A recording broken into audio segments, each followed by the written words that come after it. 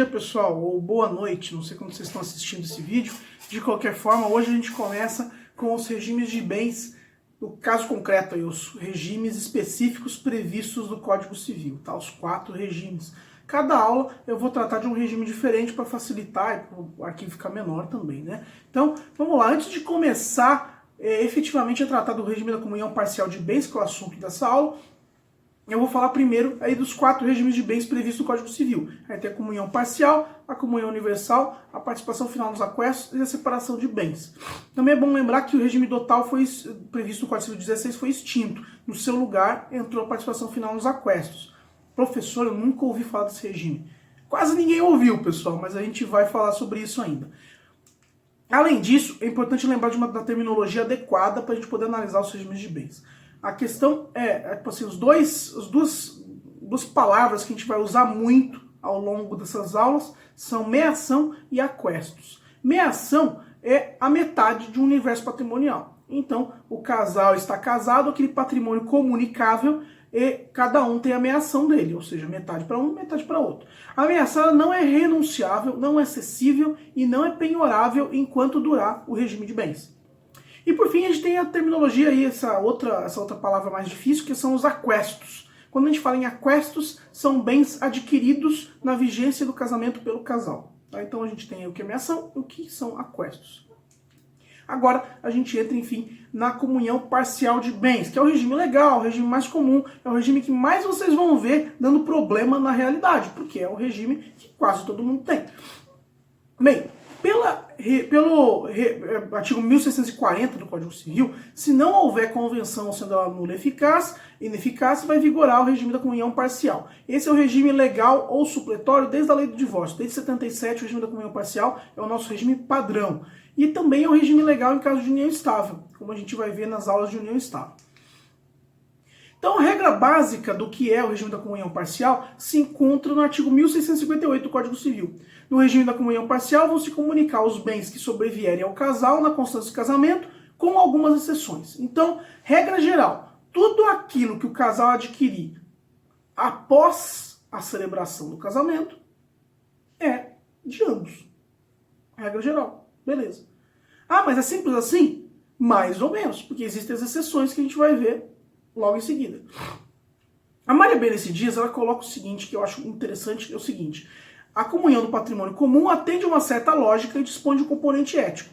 Se eu tinha patrimônio antes, esse patrimônio antes não tem como comunicar. Se eu herdo algo, algo que eu herdei vem da minha família, também não teria que comunicar. Agora, tudo aquilo que eu construí com o meu cônjuge faz sentido que seja comunicado. Então existe de fato um componente ético, atende a uma certa lógica e faz sentido. Como diz a Maria Berenice Dias, o que é meu, o que é teu e o que é nosso, metade de cada um. Seria basicamente esse um bom resumo do regime da comunhão parcial. E o que está excluído desse regime da comunhão parcial? Isso está disposto no artigo 1659, em vários incisos. Vamos abordar um por um. Nesse caput do 1659, vai se falar o que se exclui da comunhão. Primeiramente, inciso primeiro, os bens que cada cônjuge possuírem ao casar, e os que sobrevierem na constância do casamento por doação, sucessão ou em subrogação. Bem, o que isso quer dizer? Os bens que eu tenho antes do casamento são só meus, não vão comunicar com o meu cônjuge após o casamento. Os que vieram por doação ou sucessão, ou seja, alguém doou para mim, eu já estava casado, não vai comunicar. Ah, algum parente meu morreu, eu recebi de herança, não vai comunicar. E os subrogados em seu lugar. Ah, eu recebi um carro de herança. Esse carro vai comunicar com o meu cônjuge? Não. Ah, mas eu vendi o carro e com aquele valor eu comprei um videogame. E aí? Porque o carro já estava desvalorizado.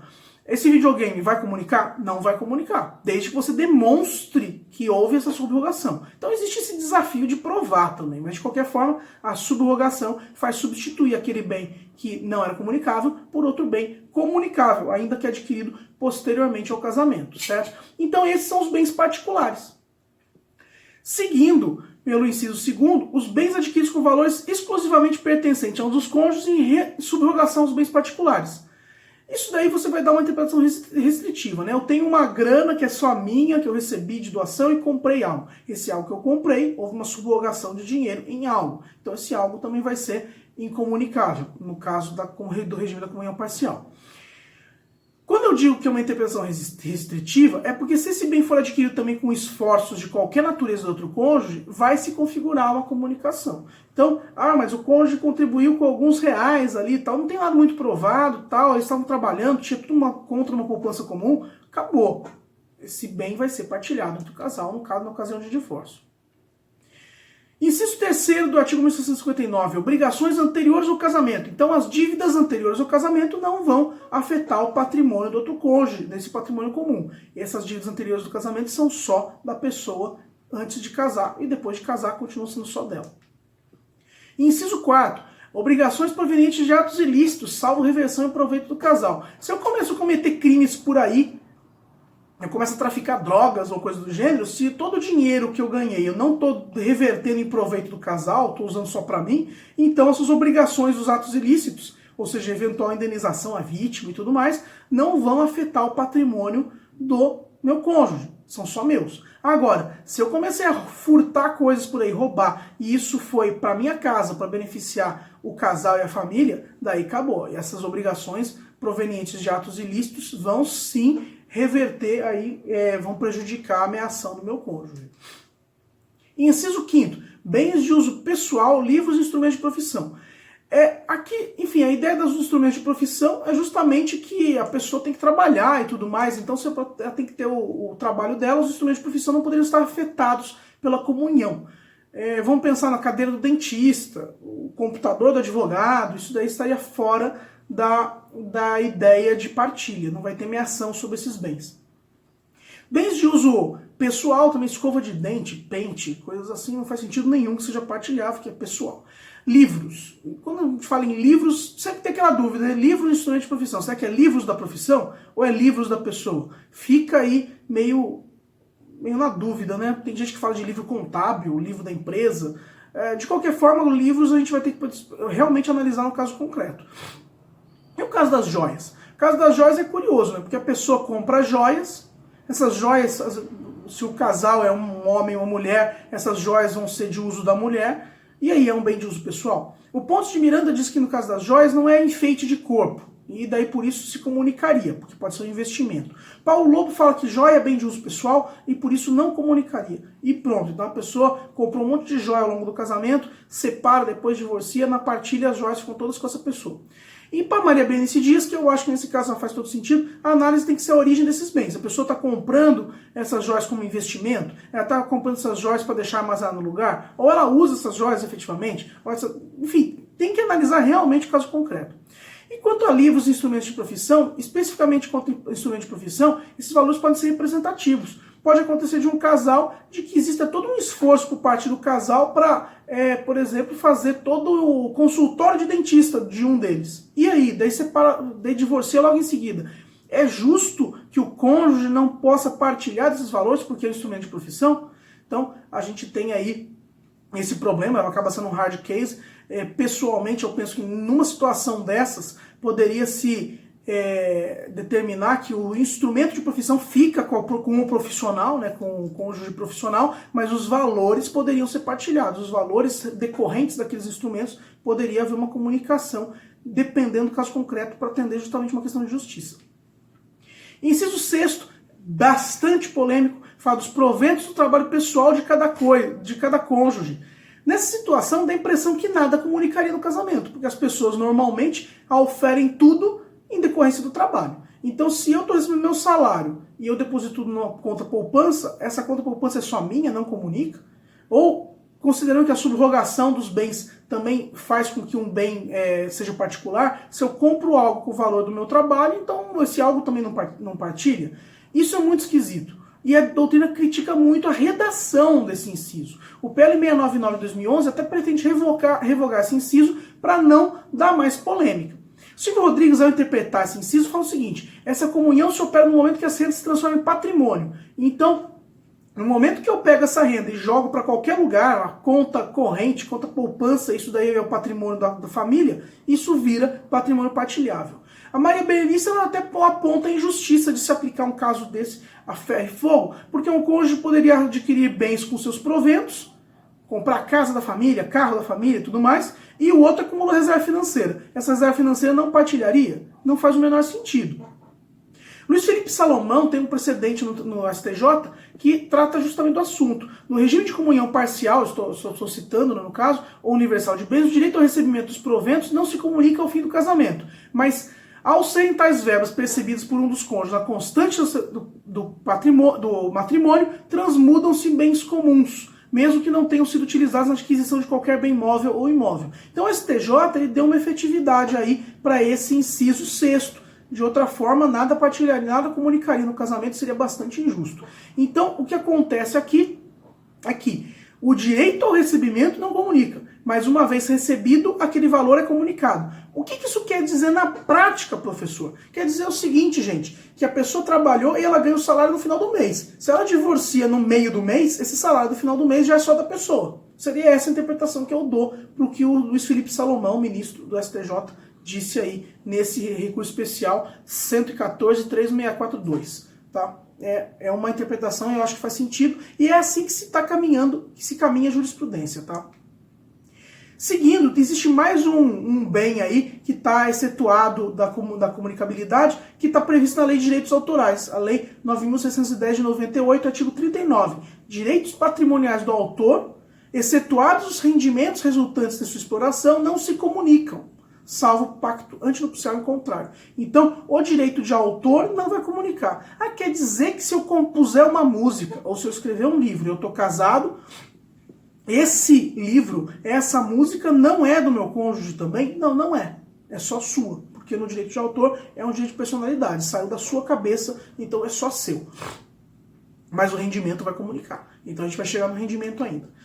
Além disso, ainda se exclui da comunhão pensões, meios-soldos, montepios e outras rendas semelhantes. Isso está no inciso 7º do artigo 1659. Pensão é quantia periódica, paga de forma periódica em virtude de lei, decisão judicial e tudo mais.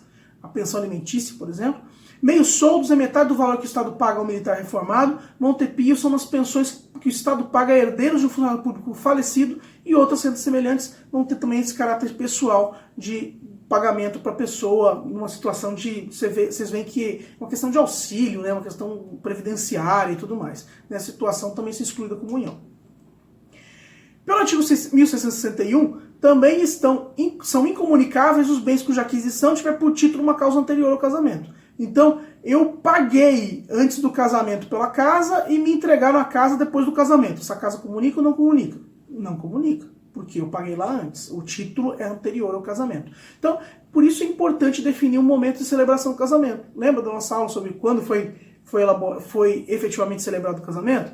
Isso é importante justamente para se aferir isso. Que pode ser que a pessoa tenha recebido alguma coisa no momento, logo depois do casamento, logo antes do casamento. E o que entra na comunhão? O artigo 1660 traz o que efetivamente entra na comunhão. Também são vários incisos, a gente vai analisar cada um deles agora pontuadamente. Inciso primeiro, entra na comunhão os bens adquiridos na constância do casamento por título oneroso, ainda que no nome de um dos cônjuges apenas. Quer dizer que se a pessoa está casada e ela compra um carro e coloca só no nome dela, se ela está comprando a título oneroso, então é dos dois? É dos dois. Não interessa se está em nome de um ou em nome de outro. Pode ser uma casa, pode ser um carro, pode ser qualquer coisa que está registrado em nome de um. Se foi adquirido a título oneroso, a princípio entra na comunhão e vai ter que ser partilhado. Inciso segundo, bens adquiridos por fato eventual, com ou sem o concurso de trabalho ou despesa anterior. Então pode ser que eu tenha ganhado na Mega Sena. Ganhei na Mega Sena, é um fato eventual, não é? Bem, se eu ganhei na Mega Sena como fato eventual, não interessa que não teve meu trabalho. Esse valor da Mega Sena vai comunicar com o meu cônjuge. Uma dúvida que existe é se o fato gerador dessa aquisição for anterior à celebração do casamento. Olha, gente, eu interpreto que se o fato anterior, o fato gerador dessa aquisição, ou seja, eu comprei o bilhete da Mega Sena antes do casamento e eu ganho na Mega Sena, então não se aplica os 1660, inciso segundo. Nesse caso, esse bem, esse valor desses milhões de reais não seriam comunicáveis. De qualquer forma, daria para subverter um pouco a interpretação do 1660, inciso segundo, e dizer que, olha, como está falando que é um bem adquirido por fato eventual, sem o concurso de despesa anterior, com ou sem o concurso de despesa anterior, então isso talvez incluiria a Mega Sena quando a pessoa comprou o bilhete antes. mas eu acho que a interpretação mais segura é, se a pessoa comprou o bilhete da Mega Sena na loteria, enfim, qualquer uma coisa do gênero, antes do casamento e ganha depois, então esse patrimônio que veio depois tem uma origem antes, logo não vai comunicar. Inciso terceiro, bens adquiridos por doação, herança ou legado em favor de ambos os cônjuges. Então pode acontecer de alguém deixar uma herança para os cônjuges, para o testamento. Deixo para o casal uma casa. Bem, se eu estou deixando para o casal a casa, então embora estejam casados por comunhão parcial, isso é dos dois. Então vai haver uma ameação. Benfeitoria em bem particular de cada cônjuge. Agora a gente entra nas situações que deixam as pessoas revoltadas quando elas vão aprender sobre regime de bens. Pô, benfeitoria no bem particular. Quer dizer que o meu cônjuge tem uma casa, ele herdou aquela casa do pai. Essa casa vai comunicar? Não vai. A gente sabe que não vai. Mas o cônjuge foi lá e colocou uma piscina. Bem, o valor dessa piscina é uma benfeitoria? É uma benfeitoria, porque não existe qualquer diferença entre benfeitoria útil, necessária e voluptuária para critérios do 1660, inciso 4º. Então, a pessoa foi lá e construiu uma piscina. Teve que pagar pela piscina? Teve. E aí? A piscina vai partilhar. A piscina entra na minha ação. Ah, mas a casa não entra. A casa não entra na minha ação, mas a piscina entra na minha ação. Então, mais um foco de brigas aí numa ocasião de divórcio, tá, pessoal? O entendimento doutrinário jurisprudencial já é no sentido de que as acessões, lembra das acessões artificiais e naturais que a gente viu em direito das coisas, na parte de bens móveis que agregam imóveis e se imobilizam e tudo mais. Enfim, as acessões também entram nesse inciso 1660, inciso 4º. Por que as acessões são importantes? Gente, porque se a pessoa herda um terreno e constrói uma casa em cima, a casa é uma acessão. A pessoa herda uma fazenda e herda uma fazenda e faz uma plantação em cima, a plantação é uma acessão. Então as acessões, por uma definição não só do projeto de lei 699 de 2011, mas também por uma questão da doutrina da jurisprudência, isso também vai entrar na comunhão parcial de bens, tá, gente? Outro foco de brigas e dúvidas e situações que fazem com que as ações de divórcio demorem muito na partilha está constando no artigo 1660, inciso 5º. Frutos de bens comuns ou particulares de cada cônjuge. Gente, quer dizer que se a pessoa herdou uma casa do pai e está recebendo aluguel daquela casa, o aluguel entra na meação com o cônjuge. Ah, mas e a casa? A casa não, a casa é da pessoa. Mas o aluguel entra na meação. E se a pessoa usou aluguel para comprar um outro bem? Bem, se ela usou aluguel para comprar outro bem, esse bem vai ser um bem que também vai entrar na meação. Tudo certo? O STJ inclui nisso também verba trabalhista, FGTS, mas não as verbas indenizatórias, porque a verba indenizatória tem caráter pessoal. Com relação à previdência privada, que é paga periodicamente, existem dois momentos diferentes. Até o momento do saque, a jurisprudência e a doutrina divergem, se isso entraria ou não na comunhão. E se tratar de pensão posterior, daí a doutrina e a jurisprudência é bem consolidada no sentido que não comunica. Então, estou recebendo minha aposentadoria, separei, divorciei e tudo mais, acabou, essa aposentadoria é só minha, a mesma regra aí do entendimento sobre salário.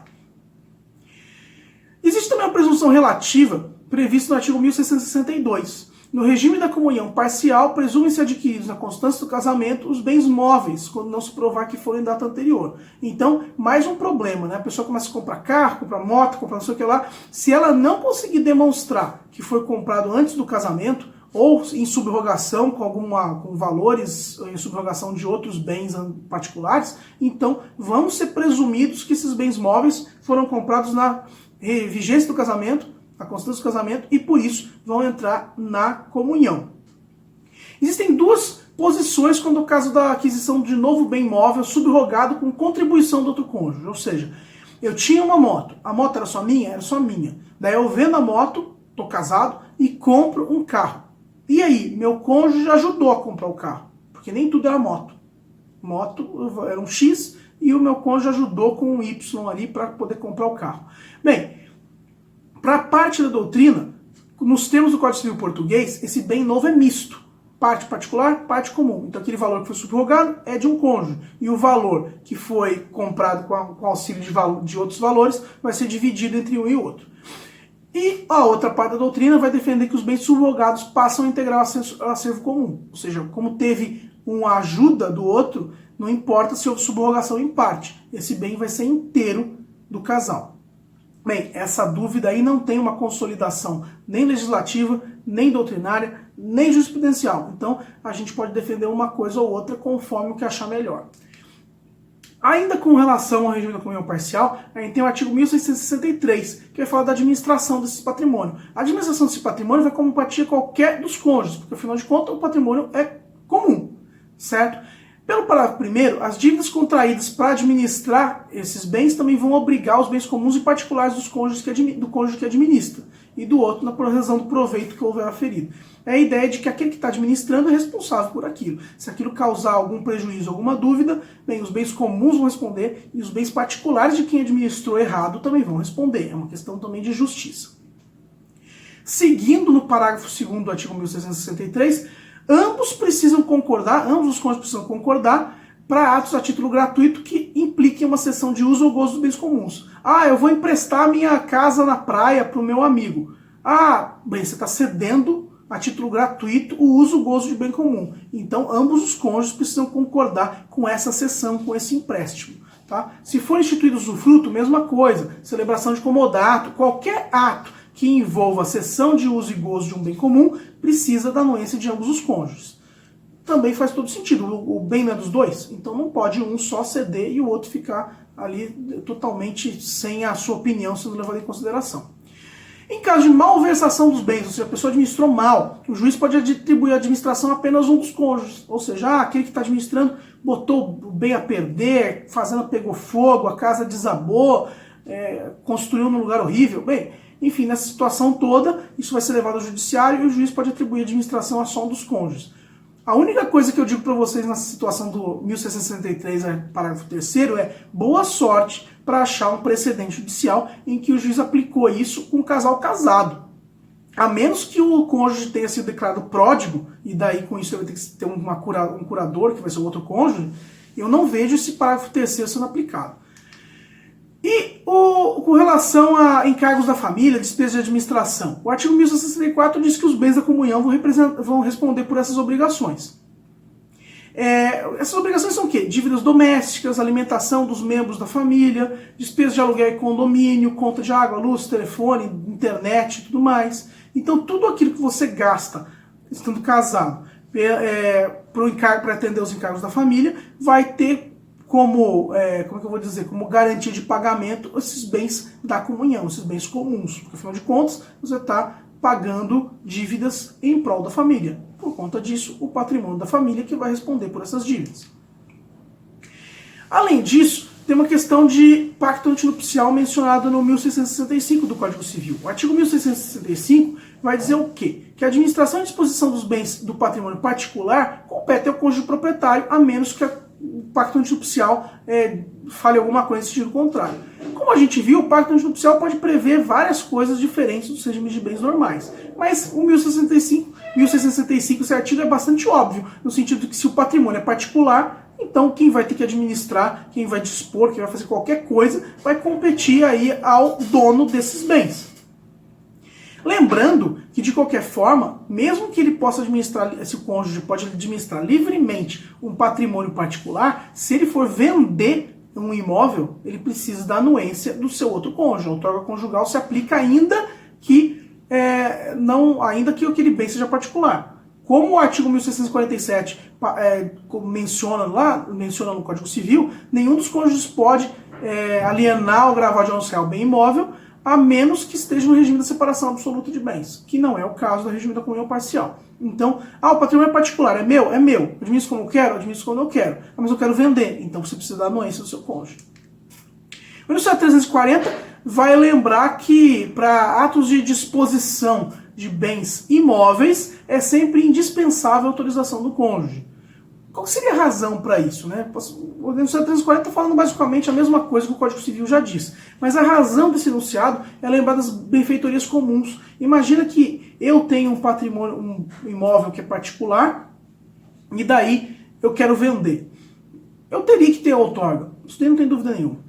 Digamos que eu não tivesse que ter outorga, mas tem benfeitoria que foi colocada que tem meação nessa benfeitoria. É justo eu botar para vender essa casa em que existe uma meação de benfeitoria do meu cônjuge? Não é justo. Então por isso que esse cônjuge precisa sim autorizar a venda desse imóvel. Com relação às dívidas no artigo 1666, as dívidas contraídas por qualquer dos cônjuges na administração dos seus bens particulares não obrigam os bens comuns. Então, eu estou pagando algum tipo de despesa para um bem que é só meu, então os bens que vão responder a essas dívidas não podem ser os bens comuns, tem que ser os bens particulares. Porque essas dívidas que são relativas à administração dos bens particulares e o benefício desses bens vão referir apenas àquele cônjuge dono desses bens e não vai reverter em proveito da família. Essa seria a ideia do artigo 1666. Bem, gente, passei rapidinho aí sobre as regras do cunhão parcial de bens. Não tem grandes dificuldades nesse regime, é o mais comum e é o mais importante de vocês aprenderem no final das contas. E na próxima aula a gente vai tratar do regime da comunhão universal de bens. Tá certo? Até a próxima!